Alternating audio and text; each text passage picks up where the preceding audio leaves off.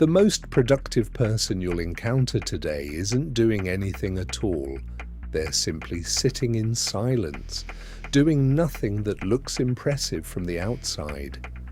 And while you chase results, deadlines, and constant motion, that person is quietly discovering something no course, no strategy, and no book can truly teach. Stay with me until the end of this video, because this pause might be the turning point your life has been waiting for. We live in the tension between frantic production and the silent, generative power of stillness. One side demands constant movement, the other asks you to stop. When we strip away the performance of busyness, we are forced to face a raw kind of emptiness, the mental space where real clarity begins to form.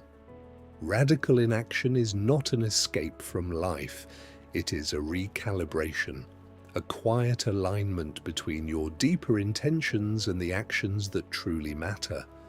Most people were misled about what productivity actually means. The world rewards visible activity, not meaningful direction. So people drown in endless tasks, constant notifications, and the illusion of progress. Yet the more they move, the further they drift from what actually matters. Real clarity does not appear inside noise. It crystallizes in emptiness, in the moments where the mind is finally allowed to breathe. What if your most powerful act of success today wasn't another task, but the courage to stop moving completely? Because your obsession with doing may be slowly destroying your ability to become who you are meant to be. When the constant rush is removed, something unusual appears. A quiet presence that most people spend their entire lives avoiding. But this isn't an escape from reality. It's the only way to align your work with a silent rhythm where real insight and creativity are born.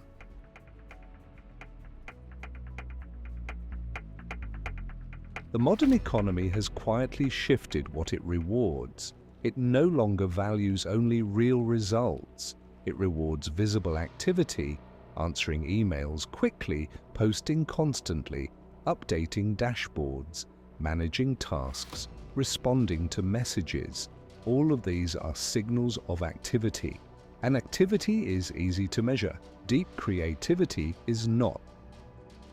A meaningful idea might take hours of walking, observing, thinking in silence. But to most performance systems, that looks like doing nothing. With the rise of artificial intelligence, this pressure has intensified even more. Now it's possible to produce more content, respond faster, generate reports instantly, and automate entire workflows. This creates a silent expectation in the background. If everything is faster now, you must be faster too.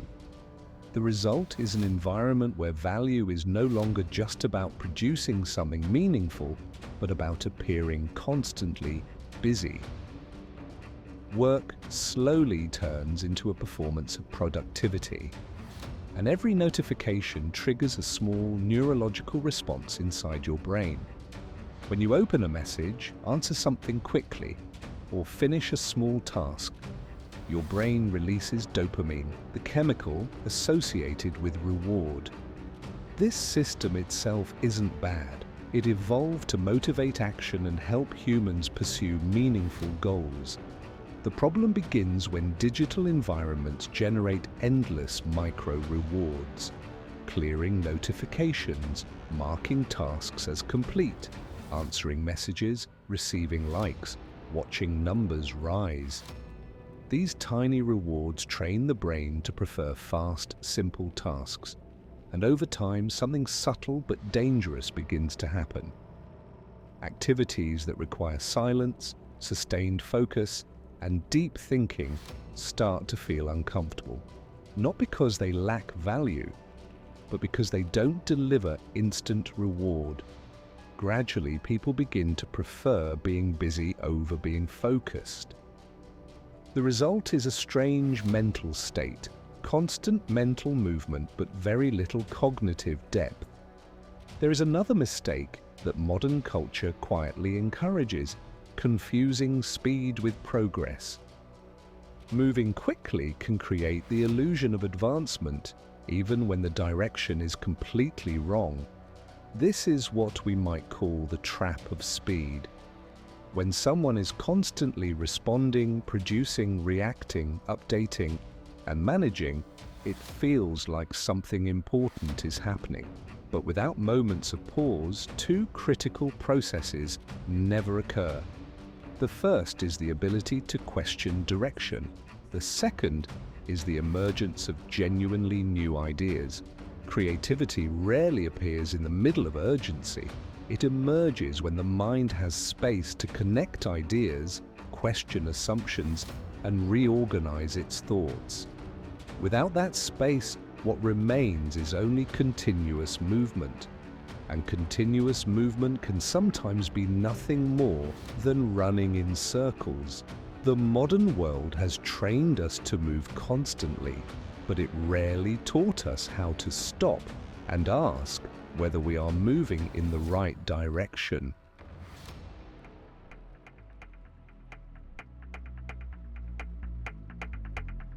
Do you know what the raw void is? It is not laziness and it is not inactivity. It is simply a mental state where nothing is competing for your attention. Today, that state almost no longer exists. Most of the time, our minds are occupied by a constant stream of stimulation, notifications, endless feeds, music playing in the background, podcasts filling the silence, short videos, messages arriving one after another, algorithmic recommendations constantly suggesting what you should watch, read, or think about next. None of these stimuli appear by accident.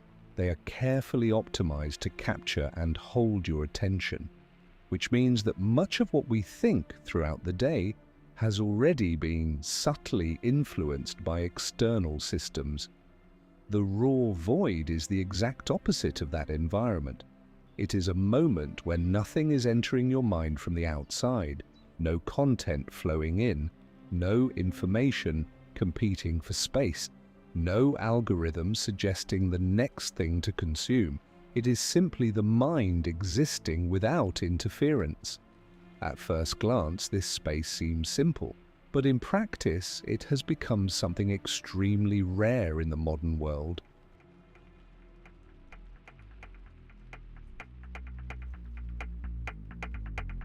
Why do we avoid silence? There's a psychological reason for that.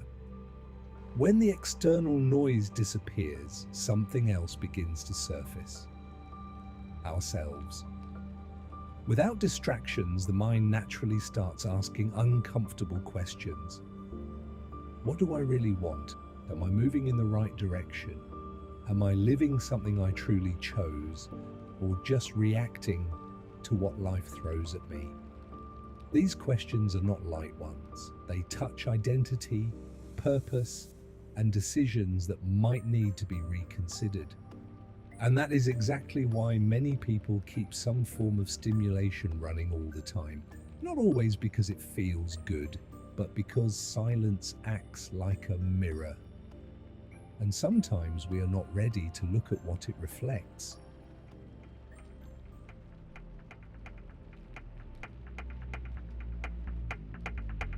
There is a powerful belief embedded in modern productivity culture. If you think more, work more, and push harder, clarity will eventually appear. But in reality, the opposite often happens. When the mind is overloaded with pressure and constant stimulation, it shifts into reaction mode instead of understanding. True clarity rarely appears while we are forcing answers. It tends to emerge only when the noise begins to fade. Something very similar happens with muddy water. If you keep shaking the container, the water stays cloudy, but when you stop moving it, the particles slowly begin to settle and the water clears on its own. The mind works in a very similar way. When the constant stimulation decreases, thoughts begin to organize themselves naturally. Not because you pushed harder, but because there was finally space for something to settle. In that sense, clarity is not something you manufacture. It crystallizes when the noise finally disappears.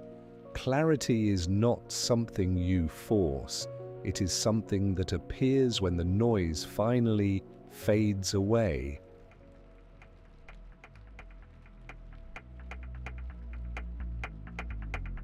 When we focus on a specific task, the brain activates executive attention networks, but when we stop, something curious happens. Another neural network takes control. This network is called the default mode network, or DMN. It becomes active when the mind enters states like daydreaming, reflection, memory recall, imagination, spontaneous thinking. Recent research shows that this network does not represent inactivity. In fact, it is responsible for deep cognitive processes such as memory integration, future simulation, and the generation of new ideas. In other words, when it feels like you are not thinking about anything, your brain may actually be connecting information that was previously scattered. That is why many solutions appear during moments like taking a shower, going for a walk, right before falling asleep, staring out the window. It is not a coincidence. It is the DMN doing its job.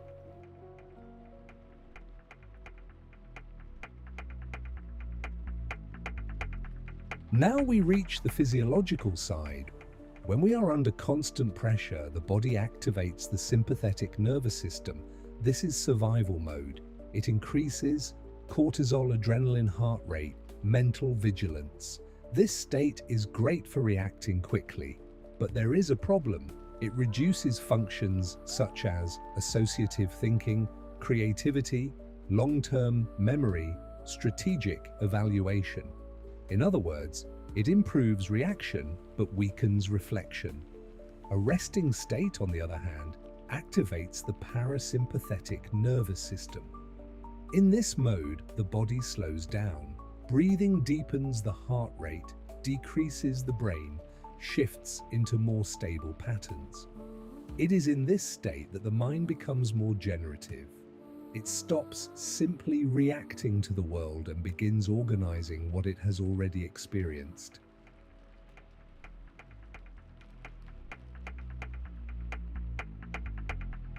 An interesting idea is emerging in research on attention and cognition. The brain does not function like a machine that improves the longer it stays turned on. It behaves more like a system that requires cycles of effort and reset. Without real pauses, three things begin to happen. Cognitive fatigue, impulsive decisions, reduced judgment quality. When a person enters periods of genuine quiet, something changes. The brain reorganizes memories, recalibrates priorities, reduces emotional noise, restores the ability to focus. This process improves something known as cognitive resilience. In other words, the ability to think clearly even in complex environments. That is why important decisions should rarely be made in the middle of urgency. The mind first needs to return to a stable state. When you stop, the brain doesn't shut down. It enters the mode where things finally start to make sense.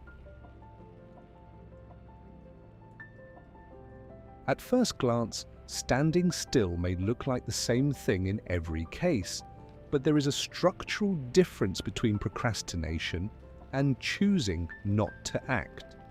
Passive procrastination happens when a person avoids a task but remains mentally attached to it. The body stops, but the mind stays in conflict. There is guilt, tension, and a constant feeling of being behind. The person tries to escape the work through distractions, but the task continues occupying internal space. Intentional inactivity is the opposite. It does not come from avoidance. It comes from a conscious decision to interrupt the automatic cycle of action. In this case, the person is not avoiding something. They are creating a deliberate interval to observe. The mind stops pushing decisions and begins listening to what actually needs to be done. The difference is not in the external appearance. It is in the internal state. One is escape, the other is strategy. The reason few people can practice this real pause is simple. Silence reveals things that constant activity hides. When you stop completely, 3 sensations usually appear almost immediately: restlessness, anxiety, the impulse to start doing anything again. This happens because the modern brain has been conditioned to associate movement with value. If you are not producing something visible, the internal system begins to interpret that as a threat. But this discomfort is not a mistake, it is part of the process. It is like when a lake finally stops being stirred. At first, the water still looked cloudy. Only after some time does the surface calm down enough for the bottom to become visible. The same thing happens with the mind. If you can move through the first minutes of restlessness without running back to stimulation, something changes, the noise begins to fade, and in that space something rare appears. Real intention. Not what you think you should do, but what actually asks for action. There is a specific moment when a pause stops being just rest. It turns into clarity. At that point, action no longer needs to be forced. It simply appears. The feeling is very different from forced discipline. There is no constant resistance. The mind is no longer fighting itself. It simply recognizes the next step. Very often, that step is simpler than the original plan, more direct, more aligned.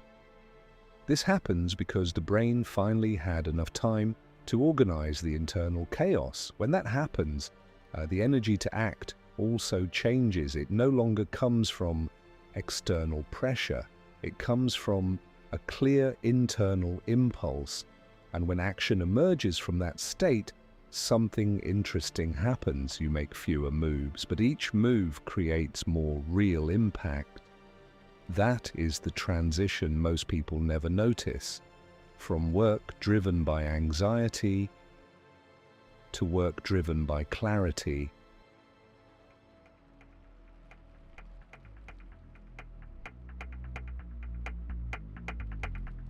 When people hear about stopping, many imagine abandoning responsibilities. But real presence does not require withdrawing from the world. It requires reorganizing your internal rhythm within the work itself.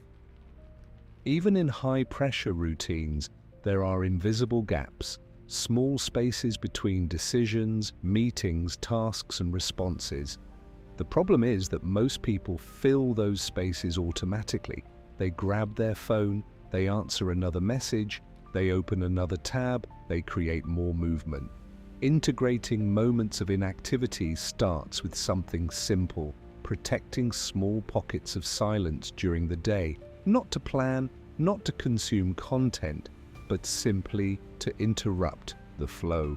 5 to 10 minutes is already enough. No stimulation, no music, no screens. At first, this feels useless, but what is actually happening there is a recalibration of the nervous system.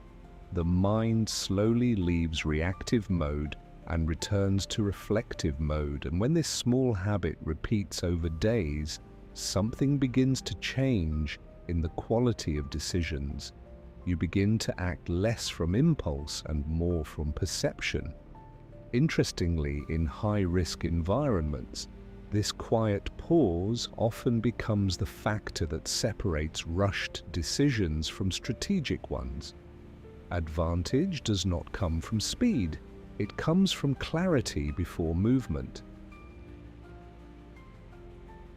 There is a quiet transformation that happens when someone learns to respect these moments of pause. At first, people fear they will produce less. They believe slowing down means losing opportunities. But what usually happens is the opposite. When the mind stops operating in a constant state of urgency, it begins to choose more carefully where energy should go. Projects that once seemed important start to lose their weight. Activities that only maintain the feeling of productivity slowly begin to disappear. And this completely changes the kind of work a person produces. Instead of dozens of scattered actions, fewer movements begin to appear, but each one becomes far more meaningful. Ideas become more mature, decisions become more strategic. The contributions created in this state tend to remain relevant for much longer. Over the years, this creates a profound difference. Some people accumulate activity, others build real impact, and very often the difference between these two paths is not talent. It is the ability to not act until something truly deserves action.